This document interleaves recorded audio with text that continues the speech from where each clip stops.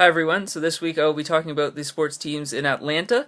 So the Atlanta Falcons of the NFL, the Atlanta Braves of the MLB, and today I'll be starting off with the Atlanta Hawks of the NBA, who are currently sitting first in the Eastern Conference with a 43-11 record.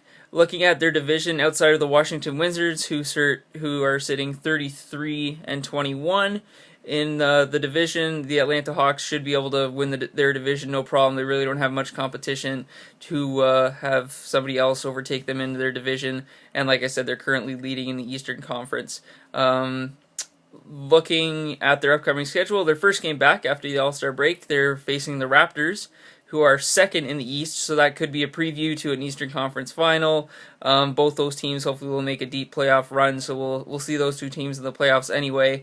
And like I said, it could be a preview for a Eastern Conference championship final between the Hawks and the Raptors, so that'll be a good first game after the break to see where these two teams are going to go in the second half.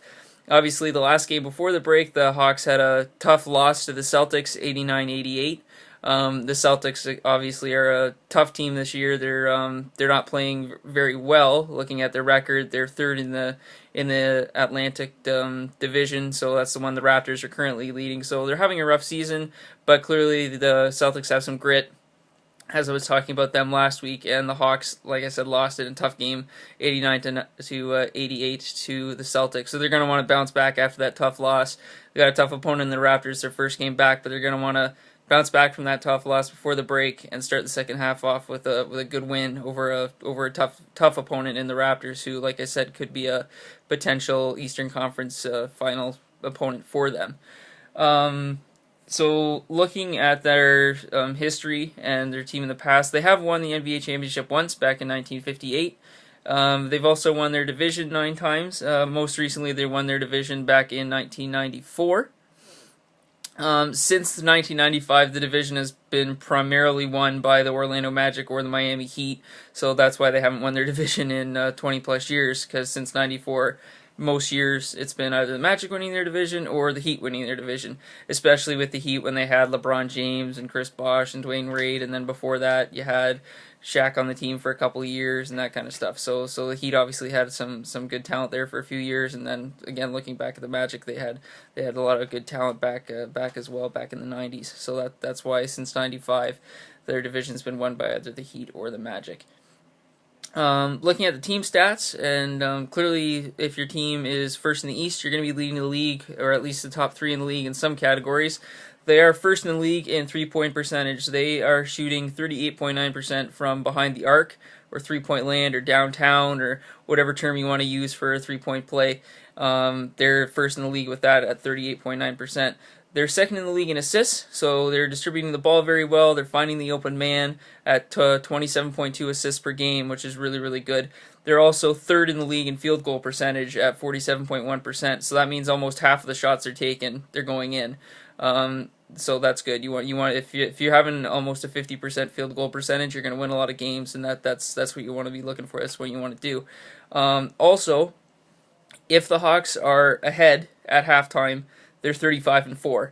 So going into the break at half, you want to be leading, especially the Hawks want to be leading, because more often than not, you're going to be winning a game.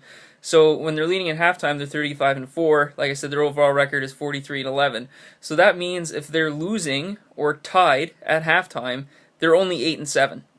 So clearly that means if an opponent that they're facing can get on them in the first half and can have them be up on the Hawks at halftime, or get it to a close score, or tie them at halftime, you might be able to pull off a win, because they're only 500 if they're losing or tied at halftime. So that's the key for their opponents in the second half, is to look at that if they're leading at halftime, they're probably going to win the game. So have a strong first half and get them on the ropes, and you might be able to pull out a win against the leading team in the East.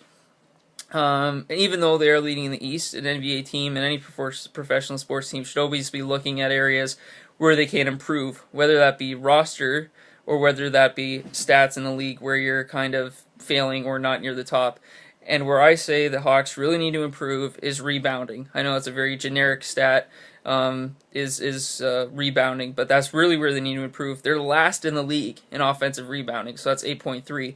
And offensive rebounding is what leads you to your second chance opportunities for points and get you to have more time with ball possession. So you want to be able to grab the boards on the offensive end as well, and because they're 12th in the league in defensive rebounds, so they get 32.6 defensive rebounds a night, which is good. You're in the top half. That's not bad. But overall, they're 27th in the league in rebounding. They only average 40.9 boards a night. And I say only because they're 27th in the league. So clearly 26 more teams are rebounding the ball more than they are. So clearly that's what they need to work on in the second half if they want to stay first in the East and have a solid position slot when they enter the playoffs as a first or second seed in the East, so that they have a weaker opponent. That's what they're going to want to work on in the second half. Also, if you do look at the East right now, the 8th seed in the East currently is the Miami Heat. So even if you do end up staying first in the East as the Atlanta Hawks are right now, your opponent, if the playoffs were to start today, would be the Miami Heat. A lot of playoff experience on that roster, a lot of stars on that roster. Just because you're a first seed playing an 8th seed does not guarantee you a first round easy opponent, first round bye almost, to say you're going to make it to the second round, no problem. If you're facing the Miami Heat in the first round, even if they're an 8th seed, they're still going to be a tough opponent for you because they got a lot of playoff experience, a lot of veterans on that roster. So work on your rebounding in the second half. If so, what I would tell the Atlanta Hawks roster, and see if that can help you even win more games and keep that pace that you have in your division. Like I said, the Wizards are still 10 games behind you, so you should lock up your division no problem. But if you lose those close games like you do against the Celtics, and your first game back's against the Raptors, and you lose that game, and you're playing these tough opponents who know that you're a good team, so they're going to be watching you and seeing where your weaknesses are and where they can expose. Then if the Wizards go on a 7-3 run and you go 5-5, well, now it's close. Now they've picked up a few games on you there, kind of thing. So any little thing like that, 10 games when you still got half a season to play, the Wizards could chip away at, especially if you're losing those close games, and it could be that, oh shoot, now they're only 2 games behind us instead of the 10.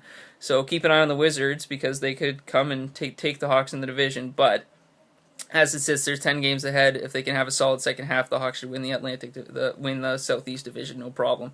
So keep an eye on that. Looking at their current roster, obviously they had 4 All-Stars represented at the game. I did do a post on the All-Star team and who I feel was there, who shouldn't have been. And personally, I feel as a team, you got a championship caliber team, but you don't have All-Star players.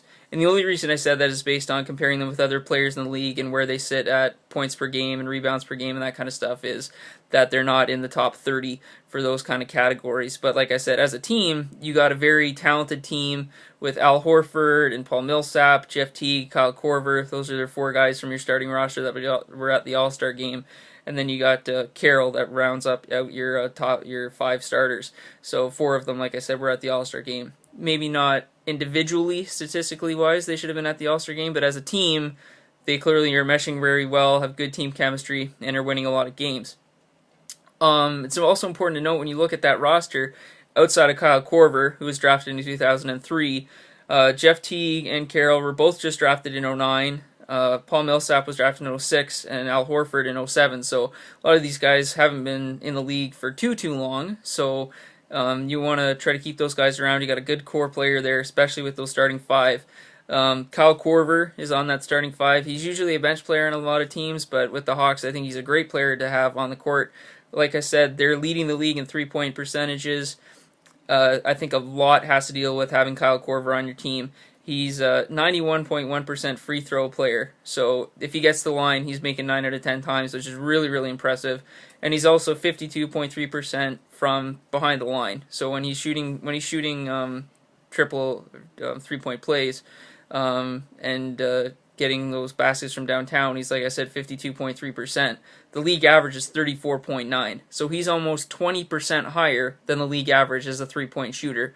So clearly he's a good guy to have out on that court, especially when a lot of games, like you see with the game they lost, that close game 89-88, 2-point play, if you switch that to a deep 3 from Kyle Korver, well, now you got a tie game because there's just 1 extra point, right?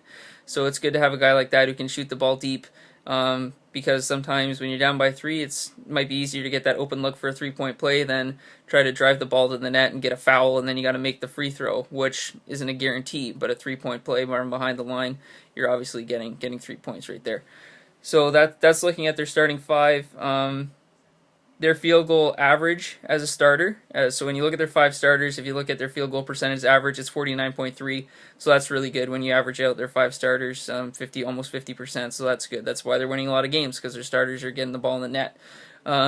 When you look at their bench players, outside of Cephalosha, all of their bench players have been drafted in 2011 or earlier, or later, so 2012, 2013. So they got a young bench, which is good. So you got a bench that you can build around, especially when you have these good players like Horford and Millsap, who have now been in the league since 06 and 07.